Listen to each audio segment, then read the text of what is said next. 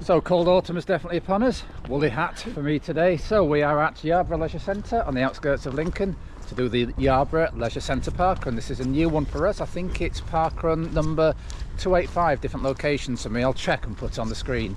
So what we have here, we have a 3.5 lap course. We've actually run here before in the Lincoln Wellington 5k. I think they use the same course, don't they? I think so. Yeah, so it is flat, it is fast.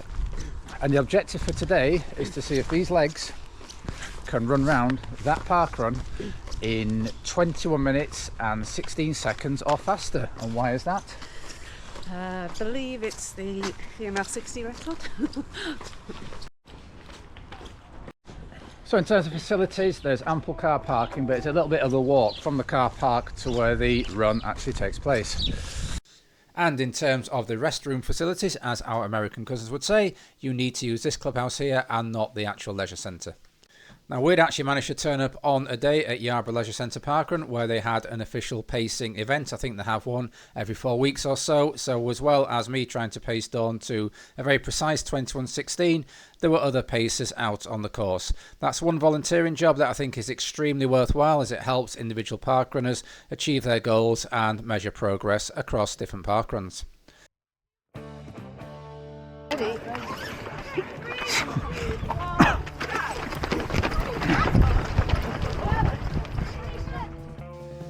So we're going to take you through a full point of view of Yarborough Leisure Centre Parkrun. So should you come here at any point in the future, you know exactly where the turns are and exactly how the course pans out.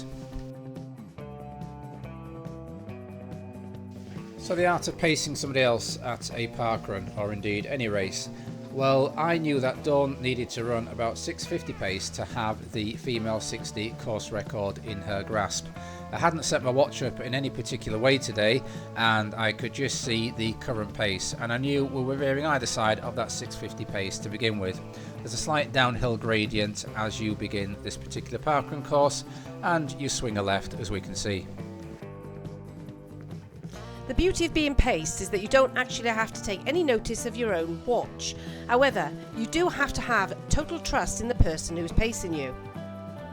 And did you have total trust in the person pacing you on this occasion? I certainly did. This isn't the first time that John has paced me. He's paced me many times before, and he's always done a sterling job.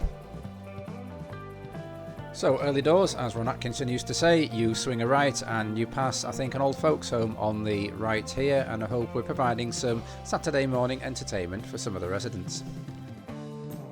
And then after a right turn, we swing a left here. This is basically a track used by Links Wellington AC, and I think there's a cycle club also use it. It's about a mile all the way around, I think, and therefore of great use to parkrun and other users who like to come down here for all sorts of physical exercise.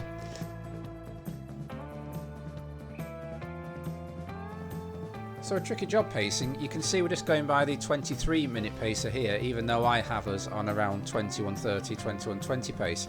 It's hard actually pacing off your Garmin or sports watch because they're not all 100% accurate. As you'll see at the end of this run, Dawn and I had significantly varied distances that would actually run. But we're just moving nicely through the field here. You can see nice wide path. I keep using the word nice, takes us back to Delamere last week. A splendid wide path which affords the runner plenty of overtaking space and a nice clear run. I used nice again, didn't I? And a good clear run. So when we set off, I settled into pace and I felt okay, but within the first half a mile, I knew actually that I wasn't really feeling as comfortable as I was hoping to be.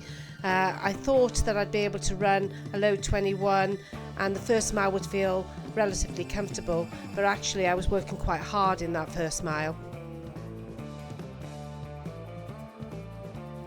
So when we did Lincoln Wellington 5k, we swung a right here, but at Parkrun have you swing your left, and actually then you find yourself overtaking some of the slower runners. There's a group of 4 park walkers here altogether, so we go past them and then make our way back through the field and do another loop of this circuit that we've just done past the old folks home again. So it's a tricky job pacing one individual. Although it might appear easy on paper just to set off at the pace you've agreed to hit the target, it's not that simple. Now I was aware, as Dawn has just said, that she wasn't feeling absolutely 100%. She wasn't feeling 70% either, where we just throw it in the bin and just decide to enjoy running around this route.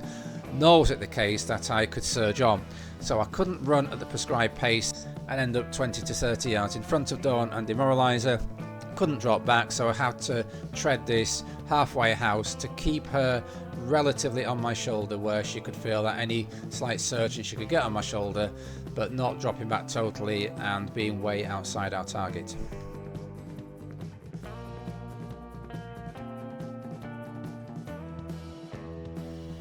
So now we're back where the course splits, where I went left on the previous occasion. We're now going right and to do the big loop all around the park. There is a slight climb at this point, and you can see me look at my watch to see what effect that has on overall pace. And lucky again to see what effect it has on overall pace. I'm just turning my head there to check that Dawn is still reasonably close by my shoulder. And the marshal there in position, just to make sure you don't run outside the park. You do a slight left and then a right again. So a very imperceptible climb on this part of the course. So the first mile split, 6:57. Remember, we are shooting here for 6:50, so we are outside, but we're not so ridiculously outside that we just need to throw in the towel and just have an easy run round here. But we're not quite close enough to feel comfortable. There's the hope that as we warm into the run that we might be able to pick up on the second and third miles, and we are at the highest point of the course, as I say, given the slight slope.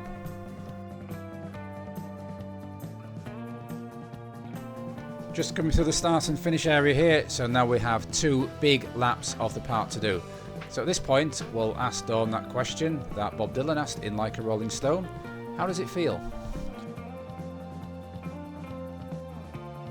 So yes indeed, how did I feel? Well, John was very good in not telling me that I actually wasn't on pace, but I kind of knew in myself that I wasn't. I wasn't flowing like I thought I would be. I was finding it a real struggle to get up onto his shoulder, and I could see that he was trying to pull me through. So yeah, I wasn't feeling particularly good at this point, and I knew that actually I was outside the pace I needed to run to actually get that record.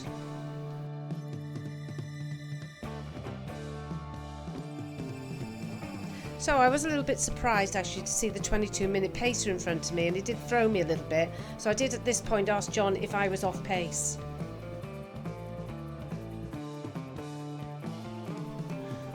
And this indeed is where it gets very tricky. According to my Garmin, we were on for about 21:30, but according to the 22-minute pacer, he's on for 22, so we're on for about 22:10. It's a really tricky job pacing a parkrun using your watch, even on a pretty flat course like this one. So all those people who volunteer for pacing duties, dragging people around to PB, season's best, hats off to you.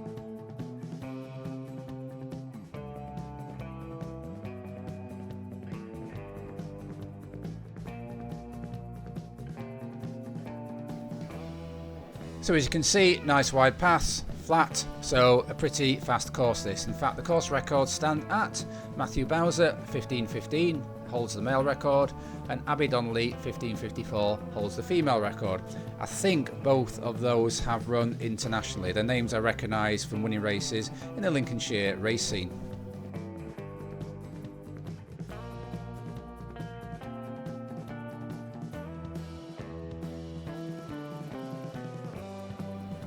And the age grading record is held by Kath Wheeler with a very impressive 94.63%. So speaking of parkrun records, remember we're still trying to drag Dawn round in 21:17 or under for the female 60 record, but I feel it is just slipping out of our hands a little at this point.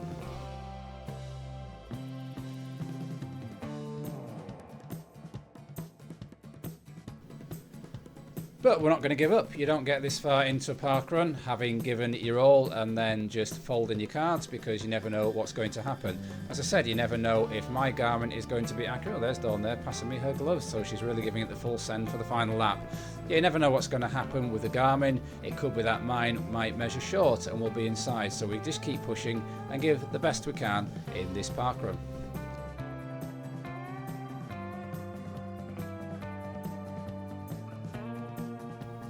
And mile 2 ticks by, 6:58, so we are probably 12 to 15 seconds off pace if my Garmin is accurate. But like I said, we're going to carry on pushing and give it our best shot.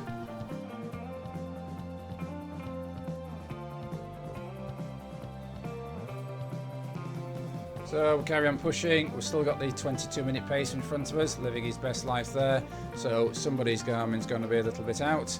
I'm hoping it's mine and Dawn can just squeeze under the 21:17 target, but I have my doubts.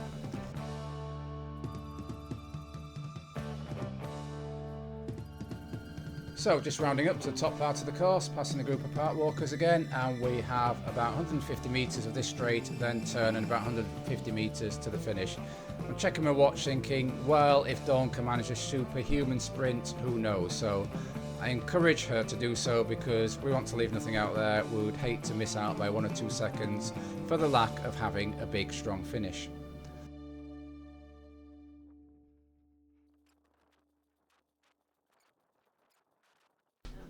So after multiple looks at my watch, I tell Dawn to really go for it, and off she goes. She has an awesome sprint here, and off she goes down the final straight. Seconds ticking away. I'm probably thinking she's not going to quite make it. How many times can I look at my watch within 1 minute? And there we go, just coming to the finish line there. She's just passing, I think, the 22-minute pacer. No, he went through the line before she did, and the final time is 21:28.